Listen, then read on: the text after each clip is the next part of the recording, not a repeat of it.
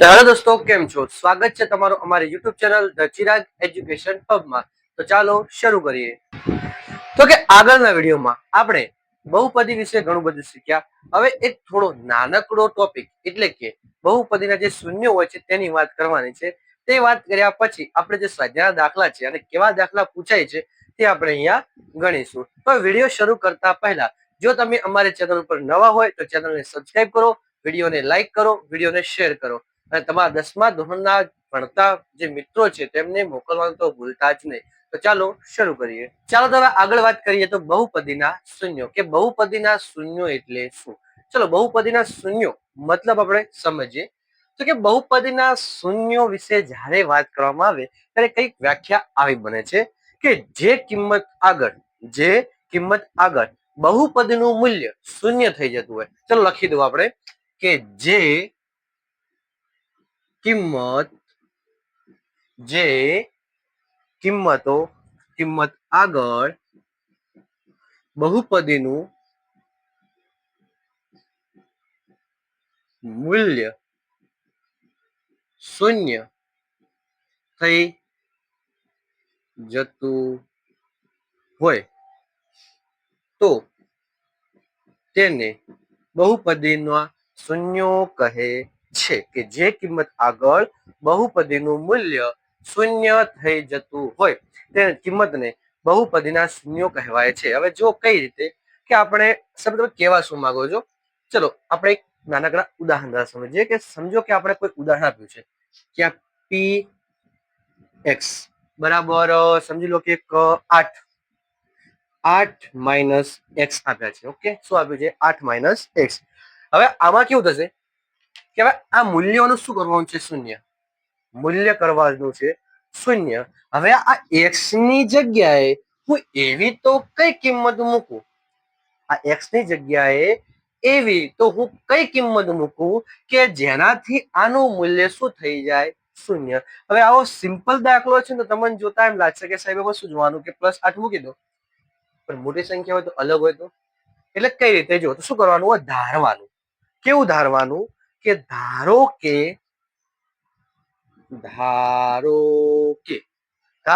કે px બરાબર 0 હોય. ધારો કે px બરાબર 0 તો કેવું લેવાનું કે 8 માઇનસ એક્સ બરાબર 0. શું લીધું? 8 માઇનસ એક્સ બરાબર 0. તો જો હવે 8 માઇનસ એક્સ બરાબર 0. હવે આ 8 છે ને, 8 હવે 8 ને આ બાજુ લઈ જવા પડશે. તો સમજી લો કે માઇનસ એક્સ બરાબર 8 ને આ બાજુ લઈ જાઓ -8. પરંતુ હવે માઇનસ માઇનસ સેટિંગ આવે નહીં તો શું થશે? એક્સ બરાબર 8. અને જો આવી રીતે મગજ ન દોડાવો તો આવું પણ આનું બીજું મૂલ્ય આવી રીતે પણ લઈ શકાય કે જુઓ કે એક્સ ને આ બાજુ લઈ જશો તો એક્સ ને આ બાજુ લઈ જશો તો આ એક્સ કેવો હતો? માઇનસ, તો આ બાજુ જાય પ્લસ, તો આનું મૂલ્ય ઓટોમેટિક 8 થઈ જાય. આ તમને જો બંને રીતે સમજાવે. આવી રીતે કરો તો પણ જવાબ 8 આવે, આવી રીતે કરો તો પણ જવાબ 8 આવે. મતલબ કે એક્સ ની જગ્યાએ કેટલા મૂકશો તો 8 આવશે? 0 જવાબ આવશે તો કે 8. ચલો કોઈ એક બીજું કોઈ ઉદાહરણ લઈ તમને સમજાવું. કે બીજા ઉદાહરણમાં જો 7/2 y-4. હવે આમાં કઈ સંખ્યા y છે?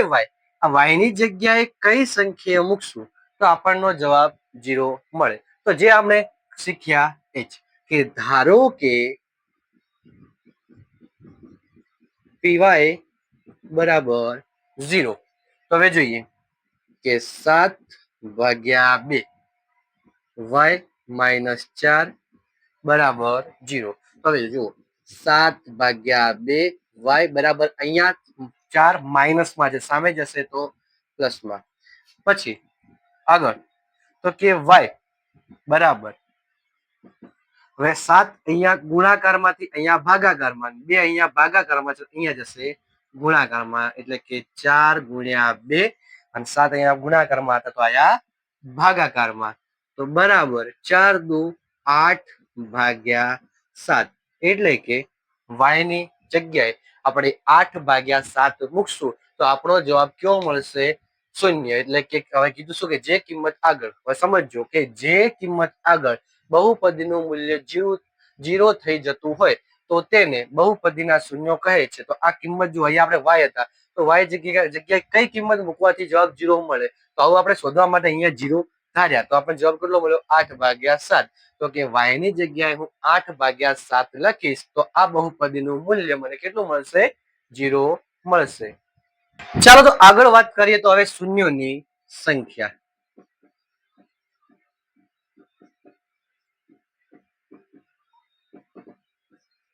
કે શૂન્યોની સંખ્યા, તો શૂન્યોની સંખ્યા કેટલી?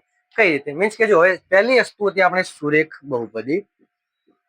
તો કે સુરેખ બહુપદીમાં શૂન્યોની સંખ્યા કેટલી હોય?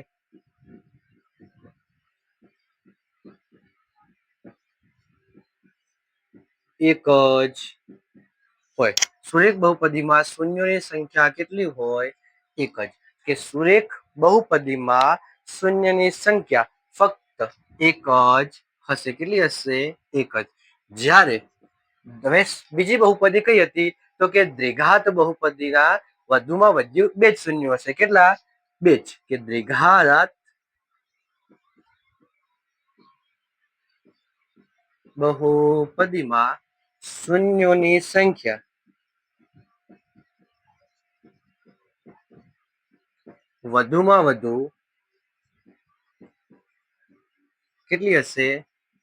બે જ હોય. અને ત્રીજું છે કે ત્રિઘાત બહુપદી.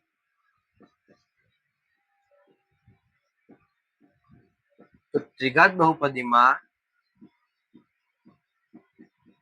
શૂન્યોની સંખ્યા વધુમાં વધુ 3 જ હોય. કેટલી હોય? 3.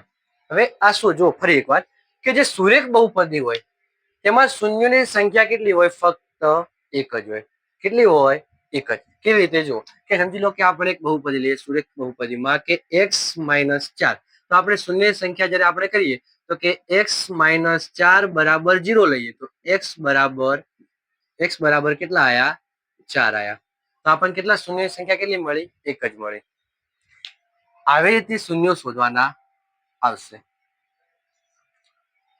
તો કે સુરેખ બહુપદીમાં શૂન્યોની સંખ્યા કેટલી હશે? એક જ હશે.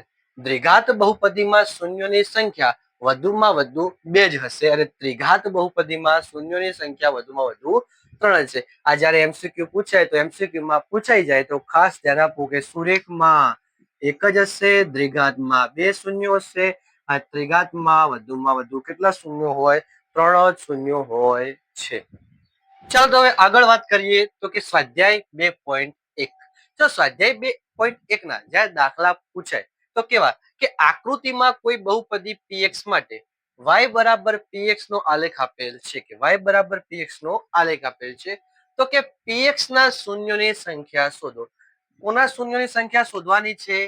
px એટલે કે x ના શૂન્યોની સંખ્યા શોધવાની છે. હવે જો આવું આવે કે px ના કોના શૂન્ય શોધવા? px ના શૂન્યોની સંખ્યા. તો કે px ના શૂન્યોની સંખ્યા મીન્સ કે x ઉપર જે આ રેખાઓ છે એ કેટલી વખત ટચ થાય છે જોવાનું છે. એ આપણા શૂન્યોની સંખ્યા થશે. જોઈએ જો હવે અહીંયા x રેખા કઈ છે? તો કે આ ઊભી એ y રેખા છે, આ x રેખા છે. હવે આ x રેખાને જે આ આલેખ છે, આ જે રેખા છે એ આ x રેખા ઉપર એકી વખત અડે છે કે ના? તો અહીંયા શું આવશે? એકે શૂન્ય નથી. px ના શૂન્યની સંખ્યા શોધો તો અહીંયા એક પણ શૂન્ય નથી. શૂન્ય નથી. ચલો કેમ એક પણ શૂન્ય નથી? કારણ કે આ જે રેખા છે આ રેખાને એકે વખત અડતી નથી. ચલો બીજા નંબરનો દાખલો જોઈએ. તો જો બીજા નંબરના દાખલામાં તમે જોશો તો કે આ રેખા છે ને આ x રેખાને એક વખત અહીંયા છેદે છે. કેટલી વખત? એક વખત છેદે છે. તો મતલબ કે શૂન્યની સંખ્યા કેટલી હશે? એક. તો કે શૂન્યની સંખ્યા કેટલી છે? એક. શૂન્યની સંખ્યા કેટલી છે? 1.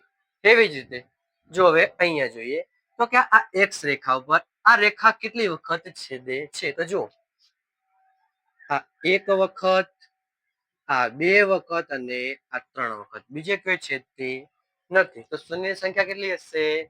3. તો કે શૂન્યની સંખ્યા કેટલી થાય? 3 થાય છે. કેટલી થાય છે? 3 થાય છે. ચલો હવે આગળના દાખલા જોઈએ. ચાલો તો આગળ વાત કરીએ. તો કે અહીંયા જોઈએ તો કે એક્સ બિંદુ પર રેખા કેટલી વખત છેદે છે? તો જો 1 વખત અને 2 વખત. કેટલી વખત? અહીંયા 1 વખત ને અહીંયા બીજી વખત. એટલે કેટલી વખત? 2 વખત. તો શૂન્યની સંખ્યા કેટલી હશે? શૂન્યોની સંખ્યા કેટલી? 2 હશે. હવે અહીંયા જોઈએ કેટલી વખત છે? આ 1 વખત, 2 વખત, 3 વખત અને 4 વખત. તો અહીંયા જવાબ શું આવશે? તો શૂન્યોની સંખ્યા કેટલી થાય? 4 થાય. અહીંયા જોઈએ તો કે 1 વખત, 2 વખત અને 3 વખત. તો શૂન્યની સંખ્યા કેટલી? તો કે શૂન્યોની સંખ્યા 3 થાય છે. આવી રીતે જ આપણે જો એક્ઝામમાં આવો આલેખ આપેલો હોય અને કહે કે આકૃતિમાં કોઈ બહુપદી px માટે p બરાબર y બરાબર px ના આલેખ આપેલ છે તો px ના શૂન્યોની સંખ્યા શોધો. તો આવી રીતે x રેખાની જેટલી વખત બીજી આ જે રેખા હોય છે તે છેદતી હોય તેટલા શૂન્યો હોય. તો બસ આજના વિડીયોમાં આટલું જ. મળીએ હવે નેક્સ્ટ વિડીયોમાં. આવજો.